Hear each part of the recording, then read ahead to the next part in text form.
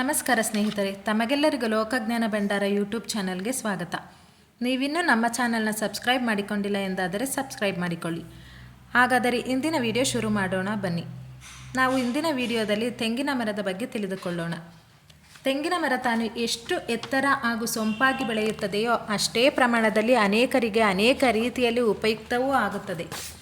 ಅದು ಹೆಚ್ಚು ಫಲವತ್ತಾಗಿ ಬೆಳೆದಷ್ಟು ಅದು ಹೆಚ್ಚು ಉಪಯುಕ್ತ. ತೆಂಗಿನ ಮರದ ಎಲ್ಲ ಭಾಗಗಳು ಉಪಯುಕ್ತವಾಗಿವೆ, ಆದರೆ ಯಾವ ಭಾಗವೂ ನಿಷ್ಪ್ರಯೋಜಕವಲ್ಲ. ಪ್ರತಿ ಭಾಗವು ಎಷ್ಟೋ ಕಾರ್ಯಗಳಿಗೆ ಉಪಯುಕ್ತವಾಗುತ್ತದೆ. ಹಾಗಾಗಿ ತೆಂಗಿನ ಮರವನ್ನು ಕಲ್ಪವೃಕ್ಷ ಎನ್ನುತ್ತೇವೆ.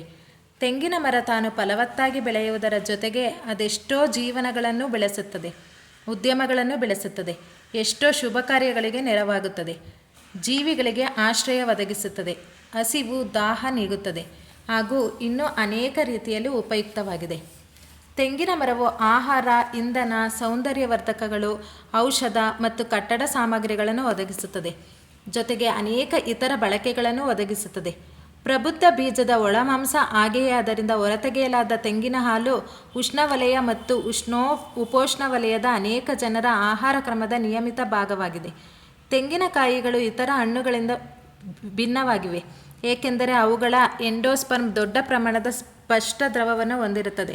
ಇದನ್ನು ತೆಂಗಿನ ನೀರು ಅಥವಾ ತೆಂಗಿನಕಾಯಿ ರಸ ಎಂದು ಕರೆಯಲಾಗುತ್ತದೆ. ಬಲಿತ ಮಾಗಿದ ತೆಂಗಿನಕಾಯಿಗಳನ್ನು ಖಾದ್ಯ ಬೀಜಗಳಾಗಿ ಬಳಸಬಹುದು ಅಥವಾ ಎಣ್ಣೆ ಮತ್ತು ಸಸ್ಯದ ಹಾಲು, ಗಟ್ಟಿಯಾದ ಚಿಪ್ಪಿನಿಂದ ಇದ್ದಿಲು ಮತ್ತು ನಾರಿನ ಸಿಪ್ಪೆಯಿಂದ ಕಾಯಿ ಅನ್ನು ಸಂಸ್ಕರಿಸಬಹುದು.